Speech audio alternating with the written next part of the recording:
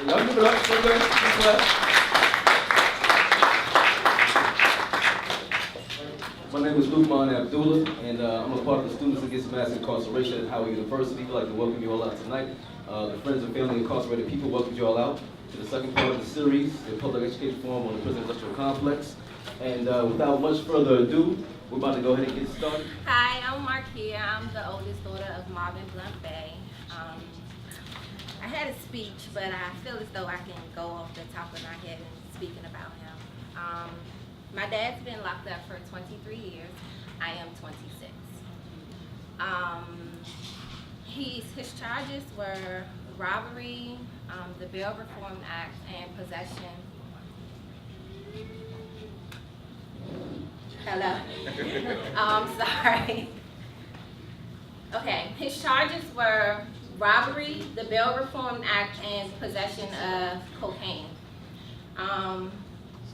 I really don't know too much of my father before me, but I can speak on the man that he is today. He's passionate about my sister and I. He's always taught us the ins and outs of life, you know, first loving God, our parents, and then ourselves, of course. Education wasn't a game. He stayed hard on us with that. Once he's getting to that. He could have easily let the system get the best of him, but never did he fall victim to it. I thank and commend my mom so much for allowing us and helping us build a relationship with my father. It was her accepting his call so we can speak to him. It was her opening our letters and cards, reading them to us, and it was her taking us to visit him until we were able to take ourselves. And those visits tore me into pieces when it was time for us to part ways. Having to leave his side was like someone taking a knife and piercing my heart very slow, so I could feel every second of the pain. I would cry and cry all the way home, too young to understand why we had to keep leaving him. As I was getting older, I started to understand, but yet it was still troubling me. I couldn't understand why this man of this caliber was incarcerated. I never allowed it to get the best of me. My father never allowed me to. He helped teach me the ins and outs of life. He is a loving, caring, spiritual, vivacious, exceptional, affectionate, ambitious, courageous, athletic, impulsive, industrious, and joyful man. As a child to an adult, I achieved many things in life, and next to my mom, my father was my biggest cheerleader.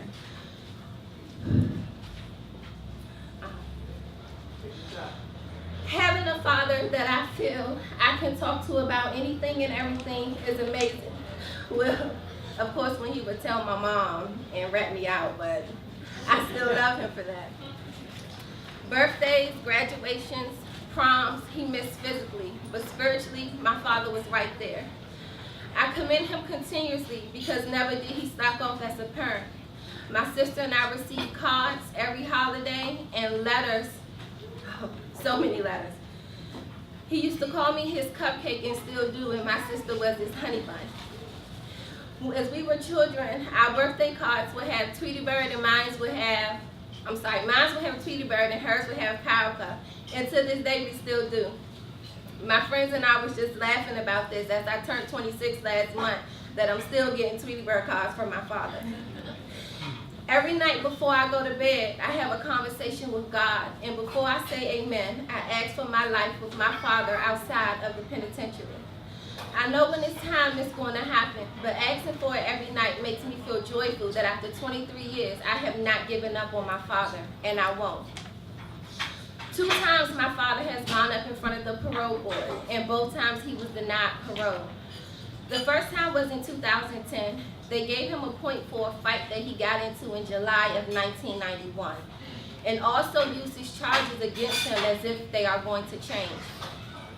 He has successfully done his whole mandatory minimum and rehabilitated himself. The second time he went up for parole was January of this year, 2013. He was told, although you fit the criteria to be paroled, we feel like because of your charges, you are still a threat to society. So we are going to offset and go outside of the guidelines to deny you parole and recommend another 2 years. They also asked that he take programs to address his charges. I was highly upset, but he stayed humble, and because of that, I knew I had to be strong with him. So now is the time. I keep allowing the parole board and Mr. Fullwood to have the last say-so on my father's behalf.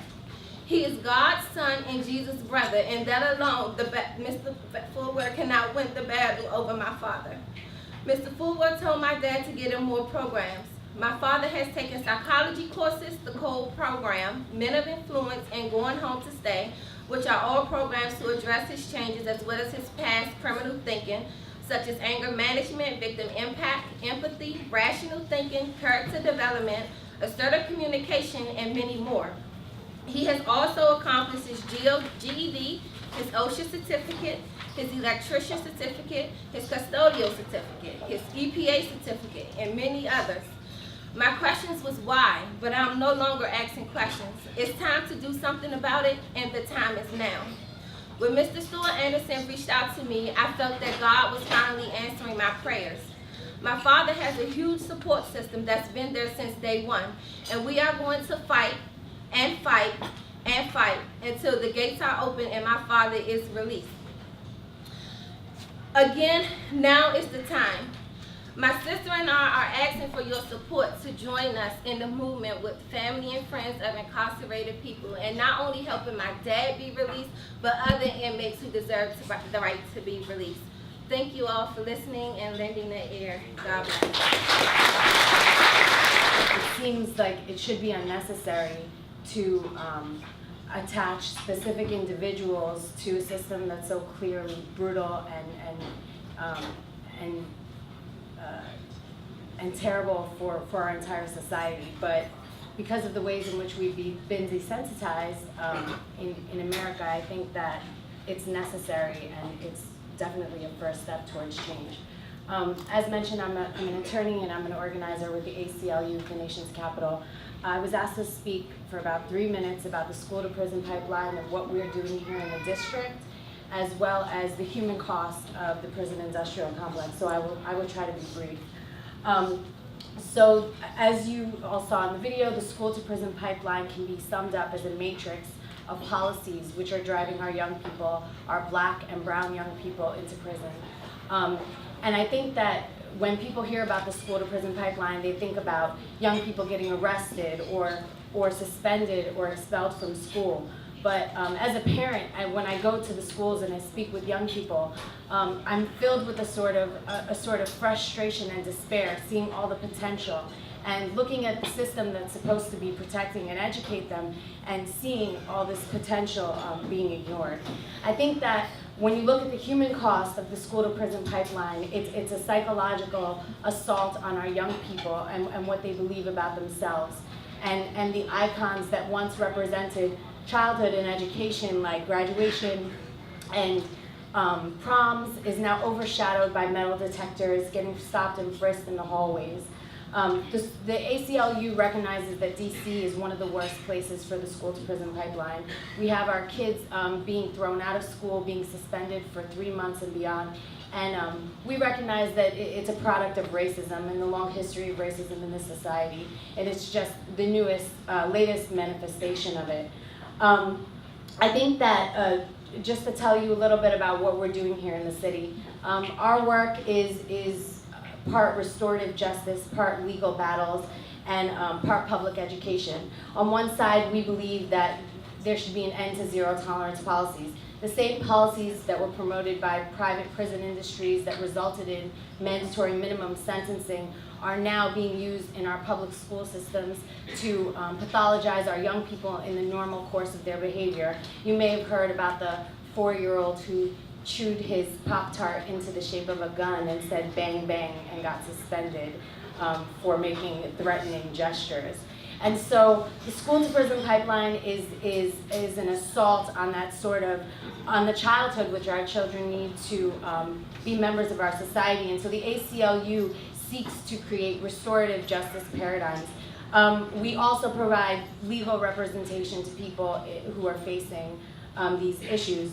But finally, it's about public education, because I feel a sense of hopelessness when I think that all of the power lies in lawyers or people who are politicians or even administrators for that matter. And I have to believe that in order to truly transform society, enough people need to reach a critical mass where they recognize that what's happening to our communities is not normal, it's not okay, and until we're willing to do anything necessary, I think that may be the only way to change things. So thank you so much. I am the mother of a formerly incarcerated person. My son was incarcerated for marijuana possession. The first time he was arrested, he had probably 1/10 of an ounce, and the second time he was arrested, because he really didn't believe that marijuana should be illegal, and he's very hard-headed, he had 3/10 of an ounce of marijuana. But my son's story ended up being a little bit different from stories of so many young black men that get arrested for drug possession. And that is, his father had a major checkbook. So instead of spending any serious time in jail, even though he was actually arrested in Maryland for drug possession 3 times and always ended up in front of the same judge, because he had a very, very expensive attorney on retainer. My son spent the equivalent of 5 days in jail, at which point I put his butt on a plane and sent him to California to live with his father, where it's still against the law to use marijuana in California, but they don't prosecute for it. So one of the things that we really need to understand about the criminal justice system, and I have justice in quotes, is that there is criminal for people without money, regardless of color.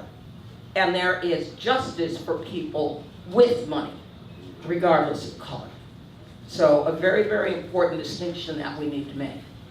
What I want to talk to you tonight about, though, is really restoration of voting rights. That's one of the main things that I work on in Virginia.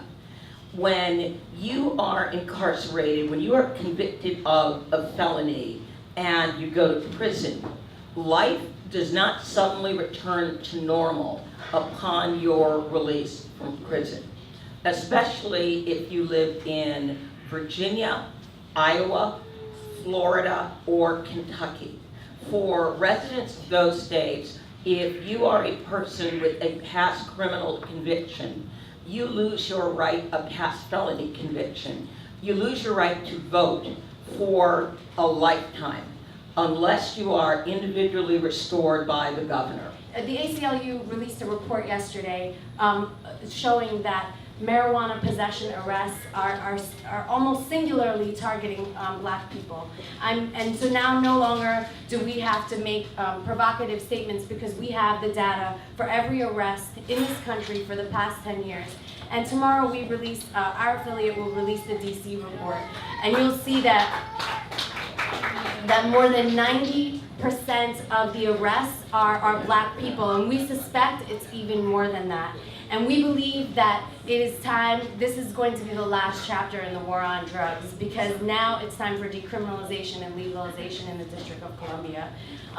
In a single year in this district, 5,393 people were charged with the vast majority single possession for marijuana. That means not that 6,000 people were walking around smoking weed, but 5,300 people were stopped, and more than likely they were frisked and searched in violation of their constitutional rights.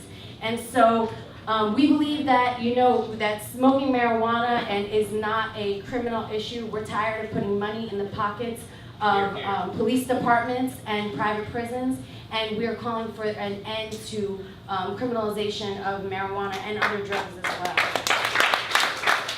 I believe that, for FFOIP, we was all incarcerated. So what we doing, we lobbying together. We all lobby because all of us incarcerated together. So we all lobbying together. I think that sending, just trying to get somebody to sign a paper or something like that, it helps and everything, but you have to have bodies. You feel what I'm saying? You have to have presence. So what we doing with FFOIP is that we trying to get bodies. So we want to get contact with you and everybody that we can, so we can lobby against this. We can go down to the buildings and see them. So like I said, if we could just send a piece of paper to them, what they're gonna do is look at it and they're gonna take it, throw it to the side. What we need is present bodies to go. So what we're putting a petition together, and we want numbers and stuff. So we have to come up with a date plan. We have to plan this, and we have to have a date for every individual that's wanting to go down. And we have to find a way to get this out. I believe we have access to radio stations. Yes. We have access to radio stations. Yes. We have access to newspapers. We have access to petitions. We have access to everything. So if you get with one of us at the table or so, each individual need to do this, because we can't just send you down there. You see what I'm saying? We can't just send you down there, can't just send me down there. We all have to go collectively. And I believe that's where we got to start from there. We're here for my dad, so he couldn't be here today, but he wrote a letter and I was just going to read it. First and foremost, let me start by giving praise and thanks to the Creator for blessing me with the support that you bring in care of me and my daughters. I give honor to each of you for remembering the relations that bind us. It is truly a blessing to know that there's someone out there that feels and understands my hurt. Someone that's willing to be my voice and support in my fight for freedom outside of these walls. I know that with all the mentality of today's society, trust is a big issue. Well, I want to assure each of you that nothing but good can come from my return to society, and my gratitude will be on display at all times. So once again, thanks. May God continue to bless you all. Peace.